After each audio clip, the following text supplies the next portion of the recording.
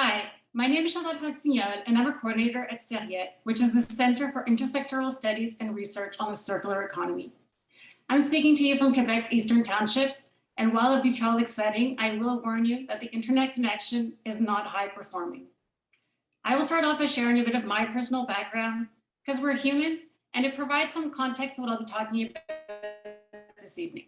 So one, I grew up in two very different socioeconomic contexts, which exposed me to different shades of the privilege spectrum.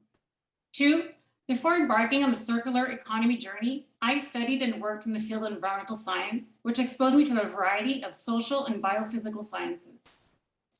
I will also mention that if we're talking about a circular economy, it's as an alternative to the linear economy, because the linear economy has shown itself to not be feasible in the long term.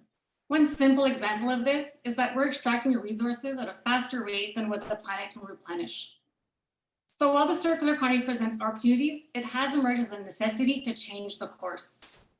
Part of this change is a new frame of mind that is founded on one, understanding that we need to think in the long term. Two, understanding that we as humans are equals, and regardless of who or what we represent, our well-being deserves consideration.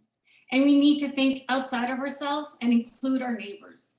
Whether we're talking about our neighbors across the hall, the street, or the globe, or our colleagues that work in different departments, fields of expertise, or organizations. Three, understanding that nothing exists in a closed circuit or in a silo. Whether we're talking about communities of people, biophysical ecosystems, scientific disciplines, or value chains, these are all interconnected. And some interconnections we don't fully understand yet. Lastly, understanding there's no one solution and the change has to be systemic. This is why we're seeing many circular economy initiatives in Canada, such as CERIEC's own network of living labs, Our Future and Coil in Guelph, adopt a living lab approach, an approach that is based on the notion of co-creation and bringing the traditional experimental lab to everyday life. The idea of this approach is that by joining entrepreneurs, researchers, policymakers, philosophers, managers, innovators, practitioners, and others, we're joining different perspectives and asking the complete set of questions, or the most complete set of questions as possible. So we have more robust solutions, even if some solutions remain imperfect or partial, with still unanswered questions. While the approach is rigorous, it has to allow room for self-criticism and flexibility. So if on course we realize that we're off target, we can adjust and realign. And the realignment is not perceived as a failure, but a learning and an opportunity to improve.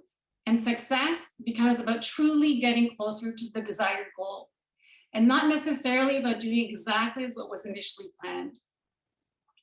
While we understand as people and organizations, including businesses and government agencies, that we need a new approach. We need to think collectively and in the long term, and we need to collaborate. These concepts of change, questions, realignment, and including the other are, in the least, uncomfortable for some people some of the time, if not most people, most of the time. So we need to remind ourselves that we all grew up in different contexts and chose to study or work in different fields. So we're all shaped differently, and we have different experiences, knowledge, points of views, and blind spots.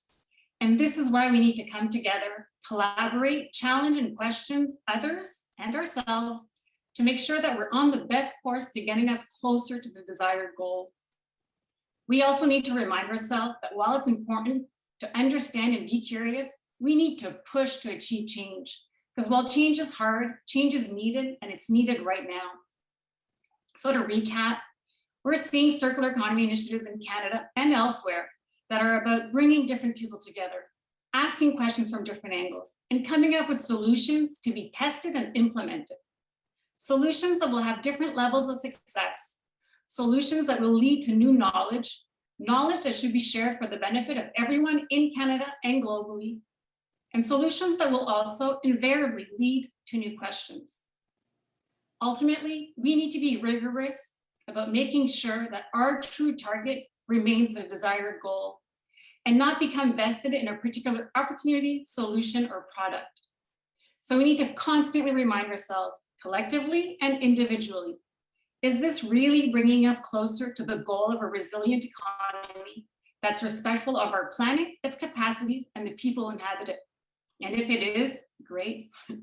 And then we have to ask ourselves, how can we do it better, faster, and who can we share it with? Thank you.